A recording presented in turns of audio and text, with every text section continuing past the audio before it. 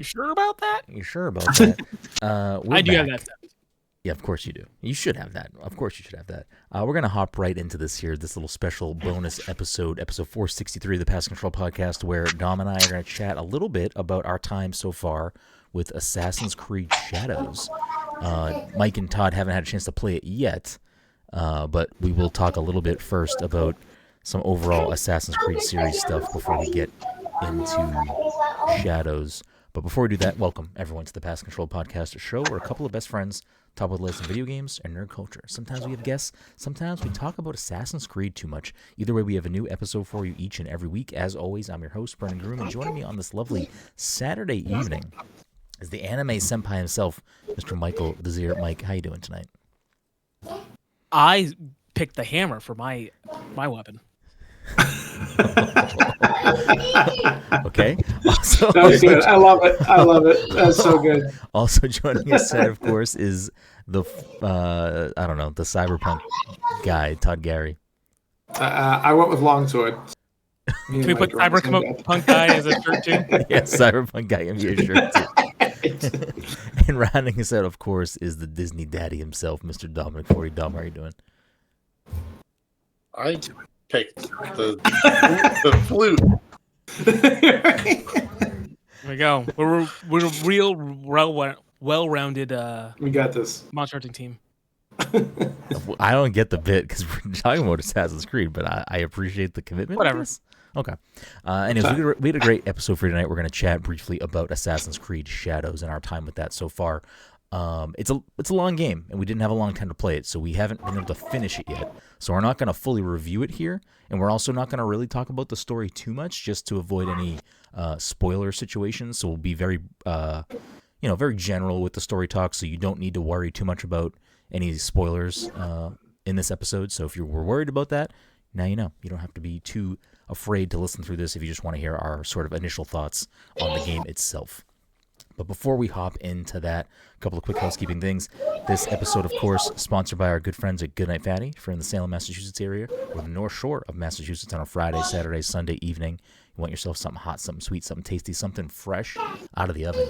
You can head on down to 1 Washington Square and get yourself a delicious fatty. And if you're unaware of what a fatty is, you can check them out on social media and educate yourself on these tasty treats. Other quick housekeeping things, and then we'll roll right into it. The PTC Movie Club for March is Mike's pick, and we're going to launch Baby Driver. So if you want to hear us chat about Baby Driver at the end of the month, make sure you check that out. Watch that. I believe it's on Netflix if you don't own it, or rent it, or however you're going to watch it. We're going to chat about that at the end of March. So make sure you check that out if that is of interest to you. But before we hop into Shadows, I did want to just quickly, because I don't really know. Like, I know where I am with the series and like what I've played and haven't played in my relationship with Assassin's Creed, but I don't really know where everyone's at. We'll start with Mike because I think Mike is the furthest removed from Assassin's Creed. Yeah, he's the biggest fan. What is your relationship with Assassin's Creed, Mike? Do you have any real relationship to it or not really? Michael Fassbender is my favorite assassin. I don't know if this is a James Bond scenario. Actually, no, there are different assassins, so I guess it is kind of James Bondy. Yeah, because there's there's Ezio, there's Bayek, there's Yosuke and Naue from the new game, and other people that I don't know. Like, I know the loose premise, like, you're like a person in the modern day who goes into a machine and you have to like relive your past for some reason, like your ancestors, whatever. I don't know the depths of the Assassin's Creed lore in that way, and I don't know how much they still play around with that in modern day Assassin's Creed. That kind of ended after 3, which kind of like pissed a lot of people off, basically. Like going back and forth, and like I feel like they just stick to like a time period now. That's all it is. So you say that. Mm-hmm. Who, me or Todd? Todd. Yeah. But I don't know how much we want to get into this. If it's about Shadows, I think we should not. It's probably what people want, though. Story related, though. So this game introduces I think they call it the Animus. Oh, you're talking about the outside of the game was in thing. The other games. Yeah, I mean it's part of the game as well, like a little bit, yeah. There is a thing that exists in the menu, the Animus Hub, I think they call it. The Animus Hub, which is like a jumping around of all of the games. Okay. And you can access like Odyssey and cool. Valhalla through the Animus Hub. Let me just make sure we can actually talk about the Animus Hub, because I don't know if we can. Cut all that. I don't Cut it. I don't think. Yeah, I think it's okay for us to mention that it exists. Yeah, I mean, I'm not going to go much further into it because I didn't really access it all that much, but like it is like they're bringing that idea back where like it's all you connected. you can like access the other assassins like memories. It's a little bit of a pulled back like meta thing too, because like if you own Assassin's Creed Valhalla, you can launch it from within the Animus Hub. Maybe it's a more PC centric thing. I don't know how it will work on console. Which I guess it's worth mentioning that Dom and I are both playing this on Xbox. So, when I clicked to open Odyssey, and I think Odyssey is on Game Pass right now. Oh, maybe. Yeah. Maybe. It opened and like asked me if I wanted to download it on Game Pass. Oh, interesting. Okay. So I think if I had it installed, it would just open jump to the game. Odyssey. Yeah. Interesting. I wonder how it functions on PC then. I wonder if it's a little bit like it just boots the game right up. Yeah. Yeah. So I don't know. Mike was making little jokey jokes, and then we started talking about serious stuff. But it is. It's like it's almost like they like were trying to get away from that, and they were like, maybe we could do something with this. Yeah. So I am not. I guess I can jump in with my relationship with the series. Unless do you have a relationship with the series, Mike, or no? I wouldn't call it a strong relationship with the series. Like I remember when the game maybe came out, like the first game or the second game. At some point, I believe you had owned it, and I must have been at your place, and I was playing it a little bit. Like you had just gotten it, and me, you, and a couple of your friends were like dicking around with the game. So I have that.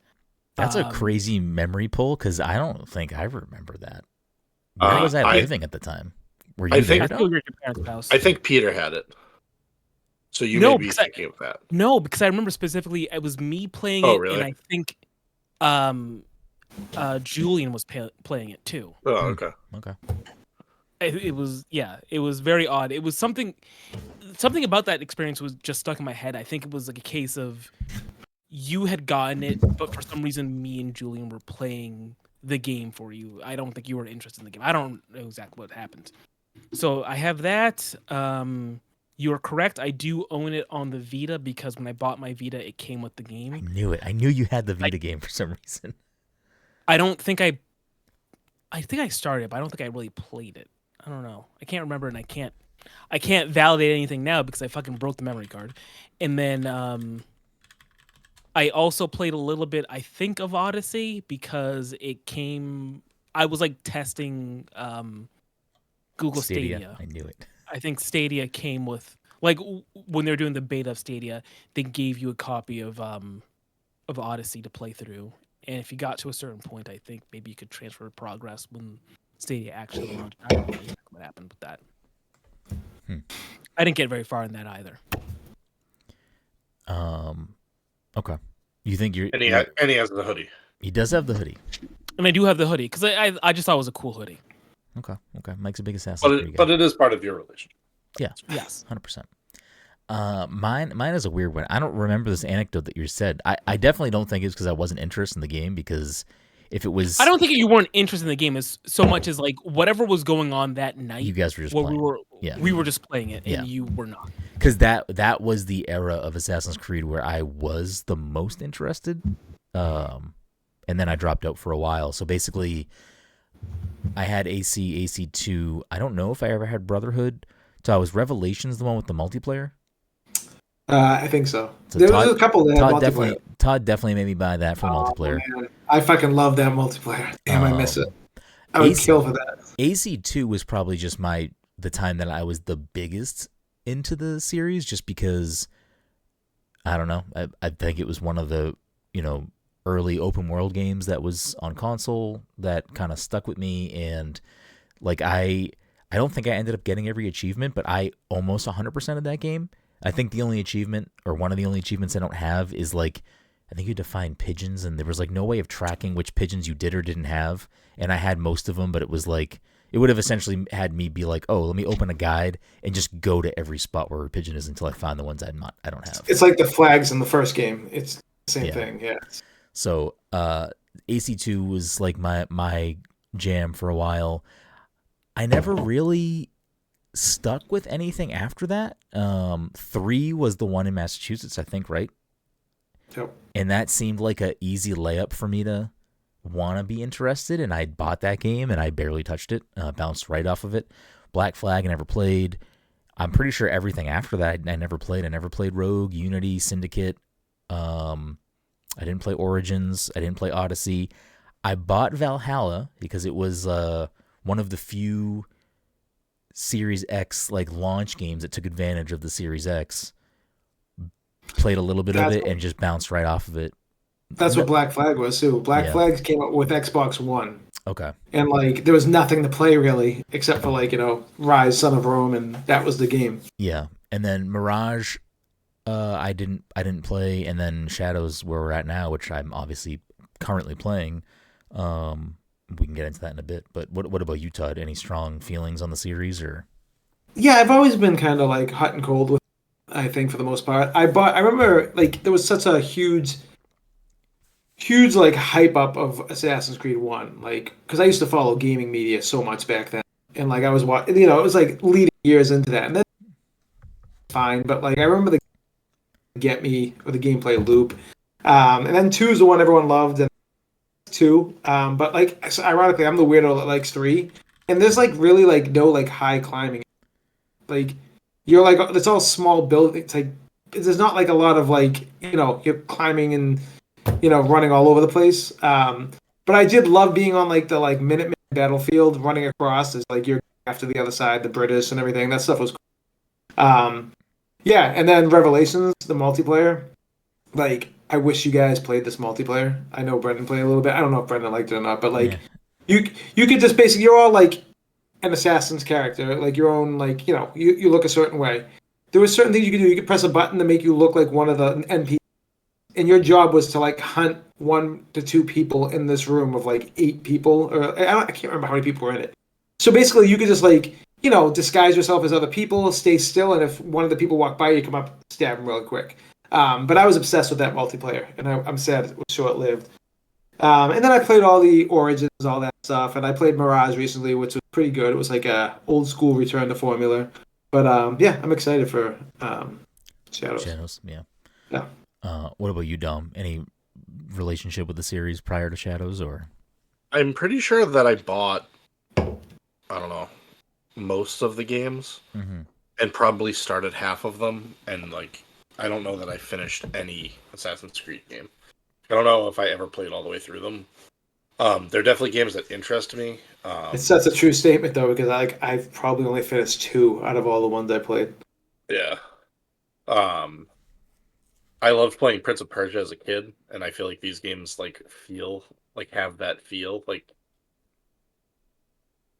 3D Prince of Persia almost. Yeah, similar DNA for sure. And yeah, so I don't know that I've ever like played all the way through any of them, but like they've always been games that have interested me. Yeah, I feel like there are games that I, on a surface level, am more interested in than I actually. I mean, clearly, I just explained my relationship with the series. I'm more interested in them than I am necessarily like playing them. Like the concept of them. I like that it's taking slices of history and it's like kind of real history, kind of not, and playing around with that and like doing interesting things. But anyways, we're here now in the present. March 20th is quickly approaching next week, where the world will have their chance to play Assassin's Creed Shadows if they would like to. But we have been playing it, and like I said up front, we won't really spoil anything, so you can safely listen to this because we're not going to really go into any story spoilers. in any way, or just kind of talk about the rest of our experience with the game so far. But kind of upfront overview, if you don't know what AC Shadows is and you're listening to this episode still anyway, thank you for one, I guess. But two, it basically takes place in Japan, late 1500s. Lord Nobunaga is in the process of trying to control Japan, and you are playing between a dual narrative between two different characters, Naoe and Yosuke. Yosuke is a samurai, and Naoe is a more traditional shinobi assassin that you are doing some more sneak combat, you're sneaking around and trying to stealthily kill and complete objectives, where Yosuke is a more in-your-face combat, much different weapon types, different different traversal. Like, you're not doing necessarily the same things with the two of them, which is, I think, a nice mix-up to have. Like, you can kind of, for the most part, freely choose. Once you get to the point where you are playing as both characters, you can kind of freely choose who you'd like to use and when. There are some story things that make you do certain things, but otherwise, like, you can kind of choose to play the playstyle you want to do, whether you want to sneak into a mission or a side mission or some random castle or whatever you want to do in your quest, or if you want to just literally fucking press the stick down and charge through a door as Yosuke and just start like wrecking people. I will say up front, because I mean, I know Assassin's Creed, yeah, you're like literally stabbing people like in the throat and stuff like that with your little like wrist fucking assassin knife, so it is kind of like bloody, but I feel like this game is like pretty visceral. Like, I don't remember other Assassin's Creed for a while. Yeah, like, it's funny because like I saw a clip of a dude cutting off his arms and like slicing around and cutting off his head. And I'm like, all right. It says that was like, because all Assassin's Creed combat in the early stages was not clunky, but like kind of like it didn't feel like the sword, like, you know, it kind of was like a little rough. You played Valhalla and the more recent ones. Are those ones like gore? Like, yeah, they're not gory, but like bloody. Yes, okay. Okay. Like, yeah, definitely. So yeah, this is during the Azuchi Momoyama era of Japan, feudal Japan. So, you know, I'm not a history buff, especially with that era of the world or Japan. So I don't. Dom's laughing. You laugh because of that? No, Mike sent me another like thing that he saw on the internet, and he's like, I can't tell if this is a Severance spoiler or not. Is it a picture of a goat? Don't say anything. So actually, before you go on with this, a question, because like, and I don't think this is a fair comparison, but like, you know how much I like Ghost of Tsushima, and I love the combat in that. So like, you've played both now at this point. Is it somewhat similar? Does it feel the same, or is it? I mean, yeah, like very broad strokes similar. I mean, you are essentially, you know, again, as Naoe, you have the ability to do a lot more sneaky takedowns and like more stealth combat. Naoe reminds me of Assassin's Creed. Yes. They both have the ability. Obviously, Yosuke is kind of more leaned into that side to just like straight up square up with opponents or waves of opponents, and you are, you know, essentially you have some abilities you can unlock, you have some combos you can do, but you're really just like, you know, if you're, at least the way I'm playing is you can dodge enemy attacks, you can parry enemy attacks, and you kind of want to like play around with that. You can lock on to enemies if you want, or you can just kind of like freely do it and moving around as you please. But yeah, I mean, it's just, you know, it's like, I would just say typical action, third-person action game, like in the modern day. I don't know. Was Ghost of Tsushima doing something particular? Yeah, I'm like pretty picky about my combat. Like, that's why, like, one of the things with Assassin's Creed is that it can be hit or miss. And I did like Mirage's combat, really. So I didn't know if it was like even more because I feel like Assassin's Creed combat can be not unsmooth, but like sometimes it can be like a little not as refined as some other games, you know. I don't So I know just didn't know how are you feeling about it, Dom?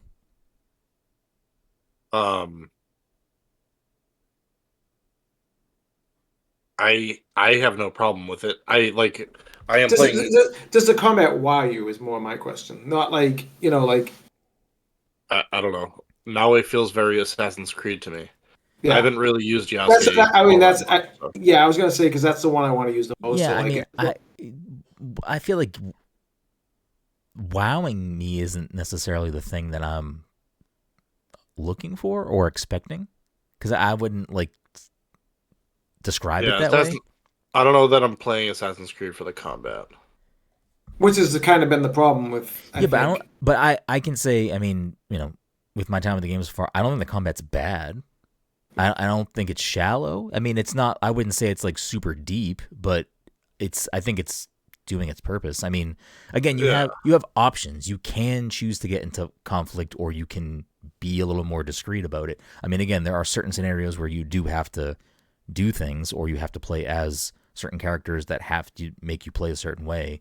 But I mean, I've enjoyed the combat so far, and I think it's really just a measure for me of patience. Like if I'm playing hastily is usually when I get myself in trouble, and when I'm playing a little more, you know, essentially there are three types of enemy attacks that come at you. There are white attacks that can be parried.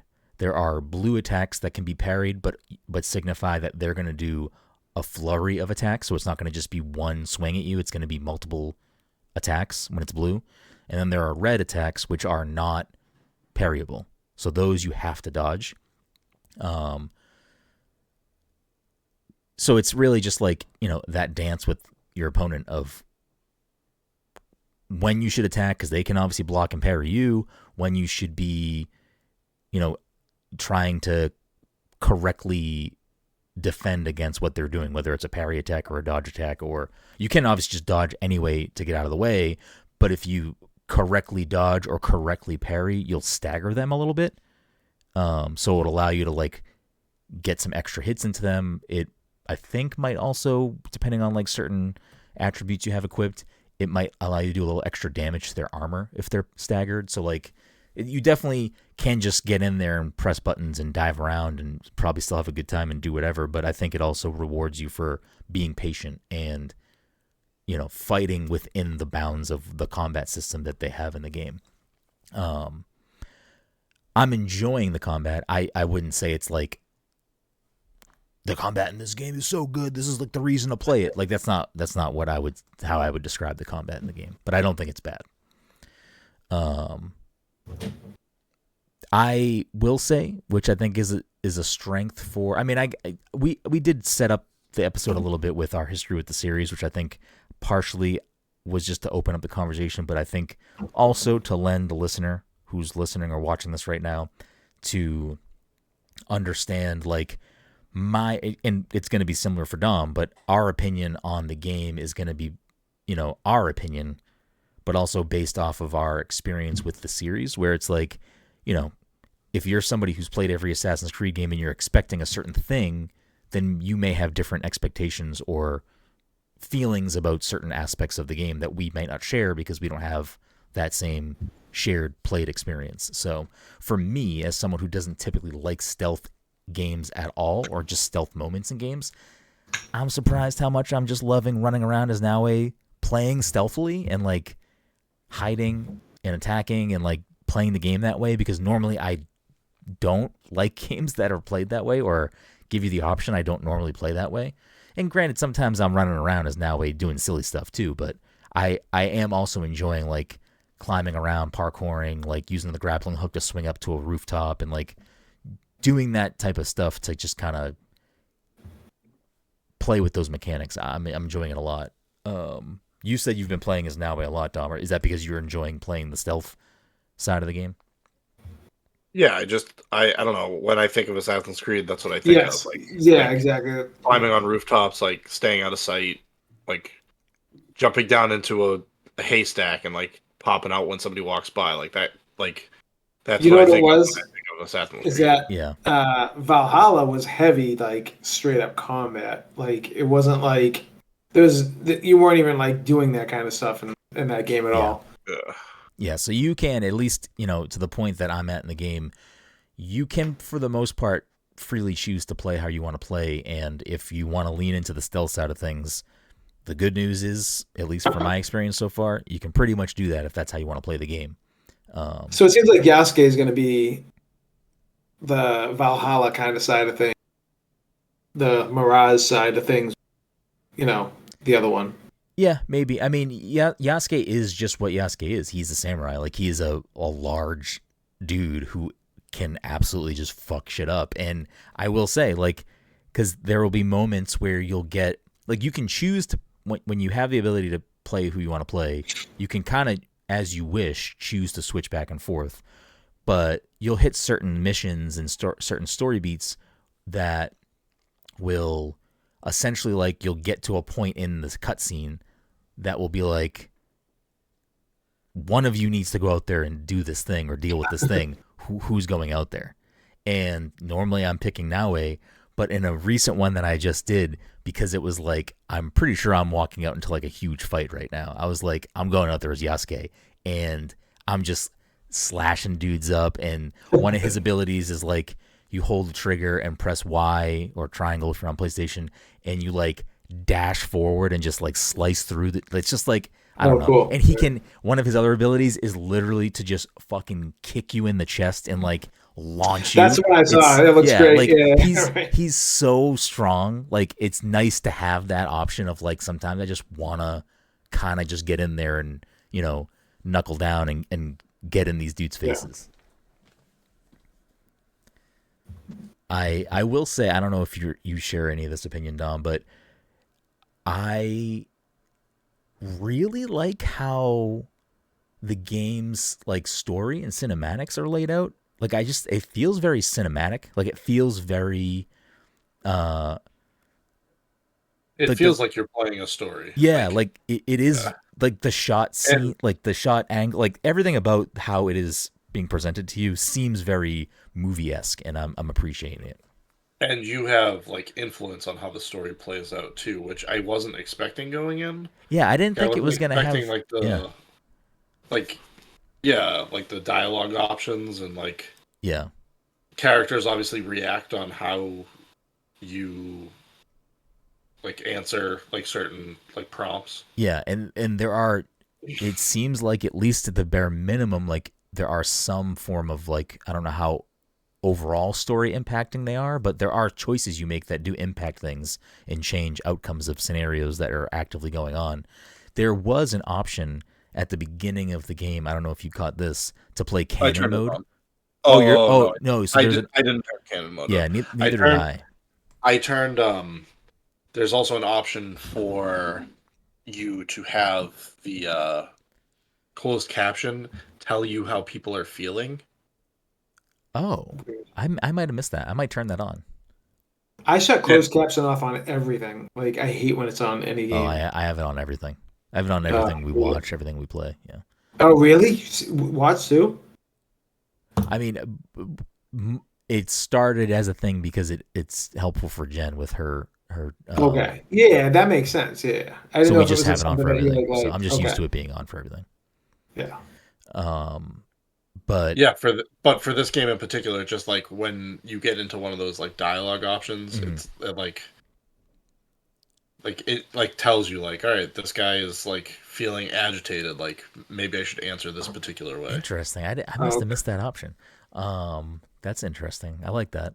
But the canon mode thing removes the options because it just plays the story as what the canon choices would be according to the the studio. Oh, interesting. Yeah, so it removes that stuff. I know I thought about doing that, but I'm curious how much of the grand story changes based on your choices. Like, you choose to.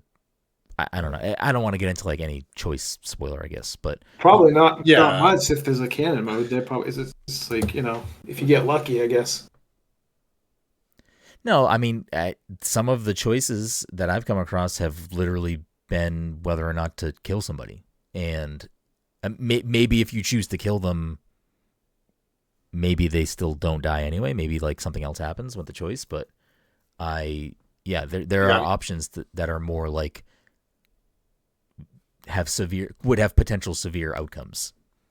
I'm curious if like you said, like other characters get in the way, like of major change. I'm curious if like the story could actually change, or if you just like you can gain allies. Like I'm curious if like one of the like could you just not gain allies? Like you have to play the game like more as like a solo character, or can you actually change the story? The story, yeah. Be interesting to see people who've played other options to see like how it plays out. I'd be curious. So yeah, I mean the presentation of the game is great. The story is I'm enjoying the story so far. I like, without getting to any details about it, I like both Naue and Yasuke's story. Like I like what they're going through. I like their motivations for what they're doing. It seems pretty like,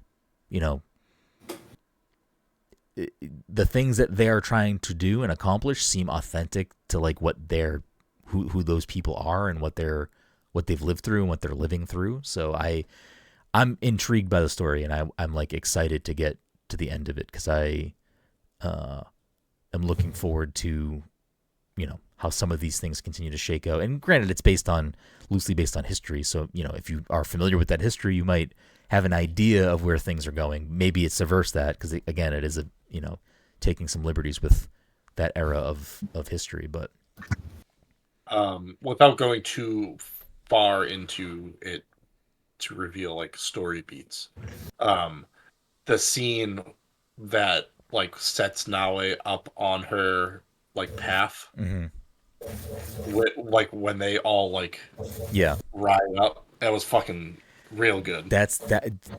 Both and like the painting that she has is like fantastic. That's great. The stuff with Yosuke early, and then when the two of them meet for the first time, that whole section of the story I really, really enjoyed. I was like, this is real fucking good shit right now.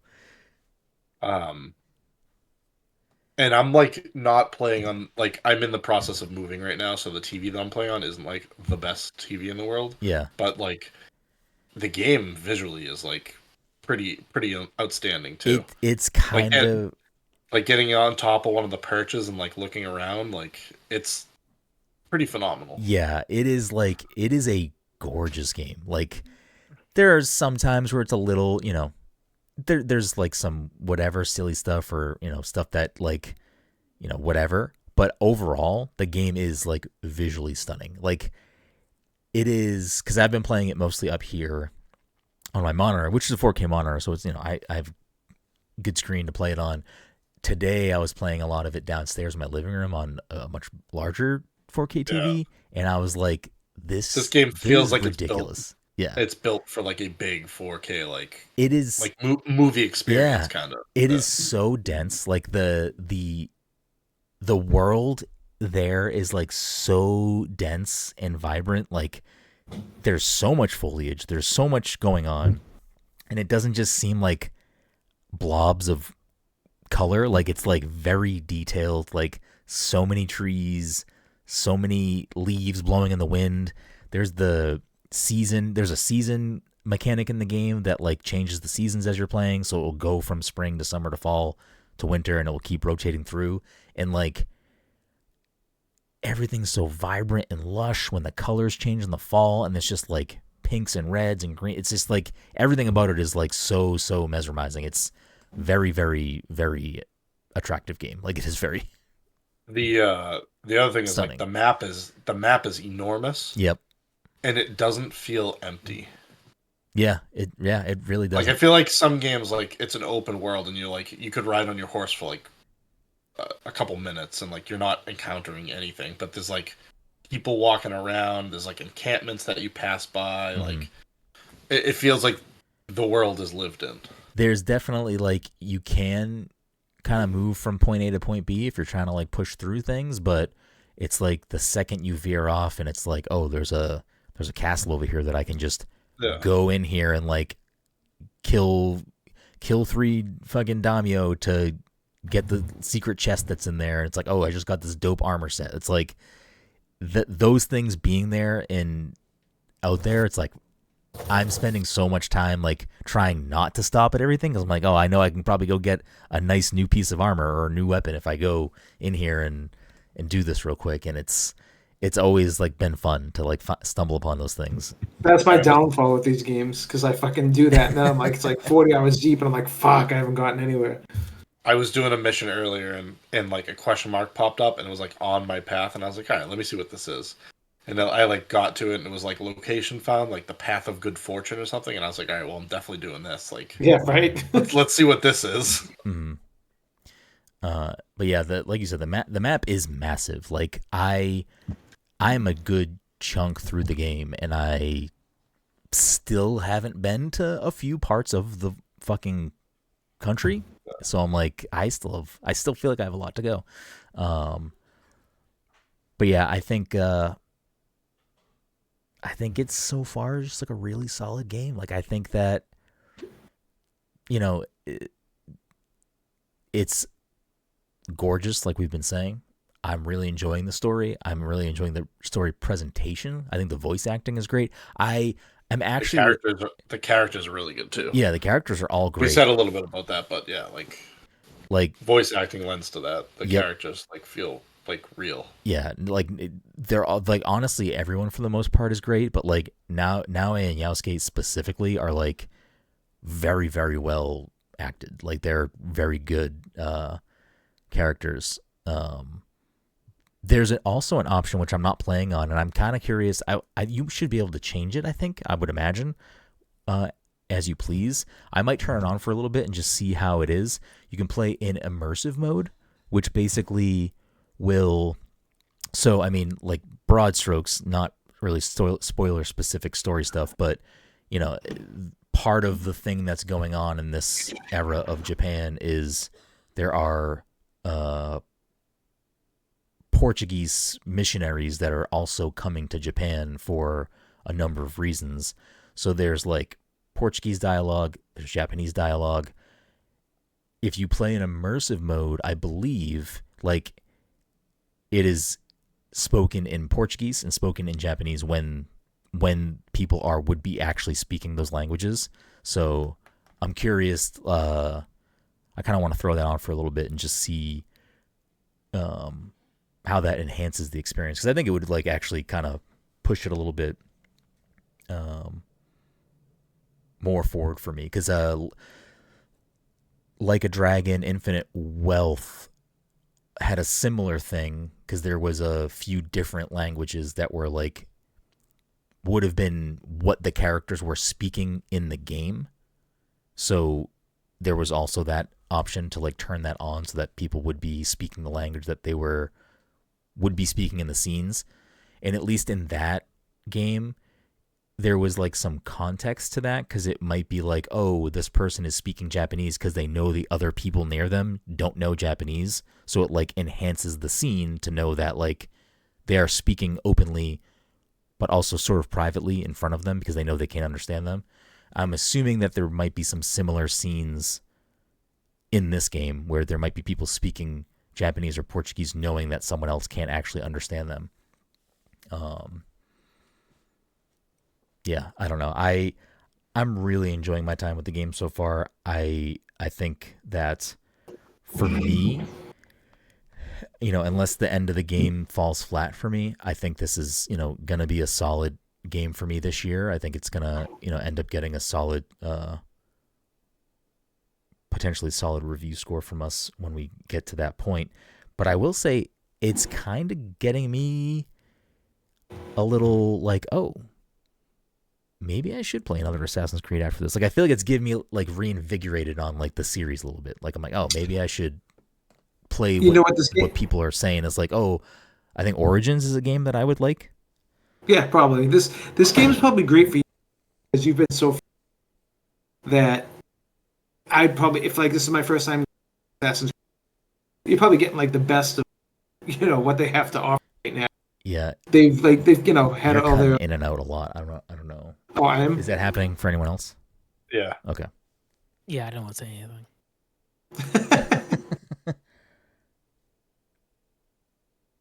So you're saying like it'd be a good game because I'm removed from the series? Yeah, I feel like if you're playing the game, every game that comes out is probably these games probably don't hit as hard. Seems like. You're cutting out bad. I don't know what's happening. Okay.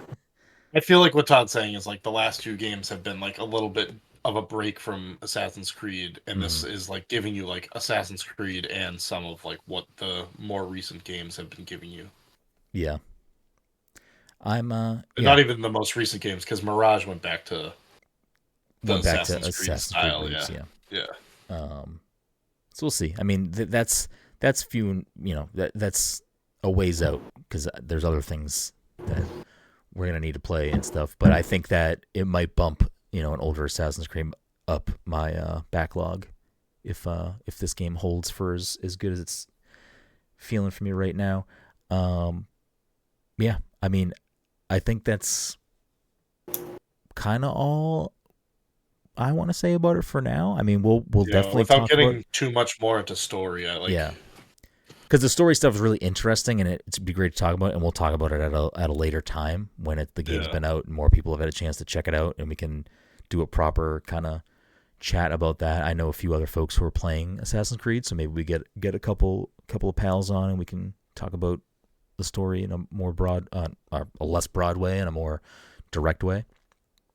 Might not be a bad future thing to throw on the docket, but yeah, I mean, for me so far, super solid. Looking forward to playing more.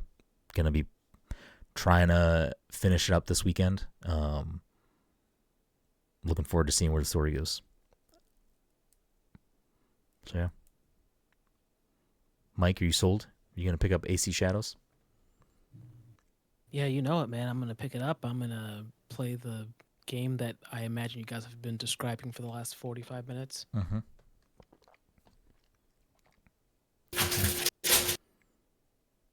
All right. Well, wait, when can I play it? I believe it comes out March 20th. So, if you're listening to this episode when this episode comes out, you can play it later that week. Let me pull this up real quick. So yeah, we'll talk more about Assassin's Creed Shadows in the coming weeks, in the coming episodes. We'll definitely have some more thoughts to share and more less generalized talk about the game and more specific stuff, and potentially at some point maybe a spoiler cast. We'll see. The plan right now is also to put out a cocktail for the game. So if you're listening to this, there may also be an Assassin's Creed Shadows themed cocktail that you can go to pastgamefloor.io and find and make for yourself to enjoy while playing the game. Plum flavor? What flavor? Perhaps? A plum flavor, perhaps? So that was my initial plan, but I was trying to find a specific ingredient that I could not locate. So I am going to probably not do plum, but plum was what I was going to do initially. I mean, unless I can go out tomorrow and find the thing I'm trying to find, otherwise it's not going to be plum. But it's going to be a riff on a traditional, well, I don't know if it's traditional, but a riff on a popular Japanese cocktail. So it's tasty. But I think that'll do it for this little extra episode this week, episode 463, our Assassin's Creed Shadows review in progress, kind of the game so far situation. But before we wrap things up, as we always do with every episode, is we end with the game. And the way that the leaderboard stands for the year, Todd is in first with 15 points, Dom is in second with 11, Mike is in third with 8 points. But before we get into that, thank you all so much for listening to this week's episode 463 of the Past Control Podcast. If you're a friend of the show, fan of the show, you want to continue to support the show, the easiest way to do that and the freest way to do that, leave us a 5-star review on Apple Podcasts, Spotify, wherever you listen to the show. Leave us a quick 5-star review. It's super, super, super helpful in us growing the show. We'd appreciate it if you did do that. If you have a few bucks kicking around, you can support us in a bunch of different ways. Subscribe to us on Twitch at twitch.tv/pastcontroller, where we also normally record the show live. This show was not live this week because it's can't be at the time of recording it. But normally we do record live. If you can't catch the live show or you want to watch this show, the video version, you can just search Past Control Podcast on YouTube, and that will always pop up with the archived footage from the live show. I think that's it. I guess I'll just quickly mention again, if you want to find everything that we do, you can go to pastcontroller.io for everything podcast related, stream related, written content, cocktail recipes, whatever you're looking for. You can head to pastcontroller.io to get all of that. Since we're doing an Assassin's Creed episode, I figure we would just do gaming the meta for 3 more Assassin's Creed games. So the way this works is I'm going to pull up 3 different games on Metacritic. We're going to go off of the most review platform. Whoever gets closest to the score gets the point. If someone gets a bullseye, they get double the points. So, without further ado, game number 1, we'll do Assassin's Creed Origins. We are going to go off of the PS4, but it was also reviewed for Xbox One and PC. Mike, why don't you start us off with Assassin's Creed Origins? Well, once again, don't know which game this is. This is Bayek in Egypt, I believe. Yeah. Yeah, whatever. 78. Okay, Mike's going to lock in a 78. Todd, what do you think? I feel like I might be going too high on this. I don't know if you said bullseye. We don't know what you said. I don't know what you said. Wait, really? Nothing? No, we can hear some of it. It just keeps We can cutting hear out. you, but yeah, your score didn't come through. 88. 88. Okay. Todd, what about you? Dom, what about you? I was gonna go 80, and Todd's gone. Okay. Whatever. We're better off without him. Hey. Oh, shit. He can still hear us. Dom is the closest. It is an 81. PS4 81, PC 84, Xbox One 85. And then we'll go with Odyssey. Released on October 2nd, 2018. It has review scores for PS4, Xbox One, and PC. We will again go off of the PS4. Todd, what do you think? Assassin's Creed Odyssey. I'll go 84. 84. Dom, what do you think? I'm going 80 again. 80 again. Mike, take us home. Assassin's Creed Odyssey. This is Greece. Greece. Okay. It is. Mike, what do you know about Odyssey? We got a movie coming out.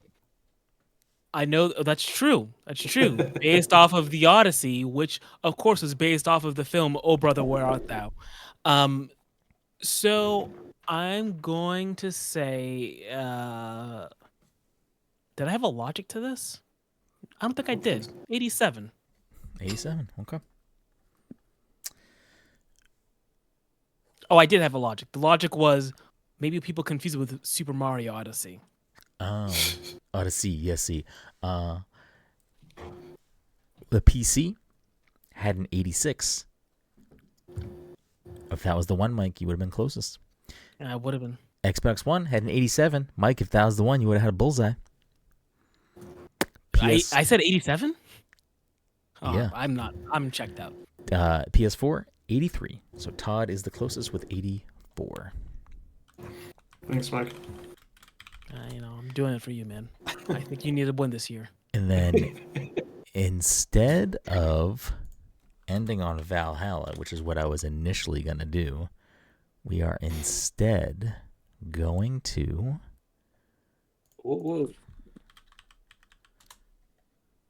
What'd you say, Dom?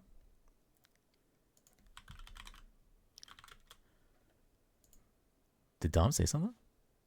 I think he said, "What's the deal?" Oh, we are going to switch over to Rotten Tomatoes, and we are gonna go for Ooh, this right, is a potential 2-pointer or 4-pointer if you bullseye both. We're gonna go to 2016's Assassin's Creed, released in 2016. I feel like this had like a good cast too, besides Michael Fassbender. Like, it looked like it was going to be a good movie. So yeah, that was our big mistake. It's got Jeremy Irons, Brendan Gleeson, Marion Cotillard. Yeah, solid, like OTR. solid cast. While we were talking, I think while you guys were talking about the video games and I wasn't listening, I think I added it to my watch on HBO Max. Oh shit, Mike's in. I've seen some people say they liked it. I don't know. I think those people were probably wrong. Yeah, probably. Critic consensus, according to Rotten Tomatoes, Assassin's Creed is arguably better made and certainly better cast than most video game adaptations. I won't read the rest of it. To be fair, this movie came out before Uncharted, so... True. Uncharted is like you think pretty Uncharted high up there for is reviews, better cast? No. No. Okay. Dom, hit us with that tomato meter and popcorn meter for 2016's Assassin's Creed. It's going to be low. I'll give you the full sentence. Unfortunately, the CGI-fueled end result is still a joylessly overplotted slog. I'm going to go... How can you go? I have a number in my head. I already know what I'm going to say, but I'm waiting. I have two numbers. But I'm just going to go 50-75. Okay. 50-75. Wait, we can guess twice? What do you mean? It's tomato meter and popcorn meter. Oh, we're doing both. Oh, okay. Yeah. Gotcha. It's a movie this time. Yeah, it's a movie this time. My bad. Mike, what do you got? Tomato meter, popcorn meter. 2016's Assassin's Creed. I believe that this might be a rare instance where the critic and audience consensus aren't too far off from each other. I feel like they're going to be close. It's possible. I kind of agree with that. I don't know where that number is. I'm going to go low. I'm going to say, it's weird. Part of me thinks critics either going 60 or 30.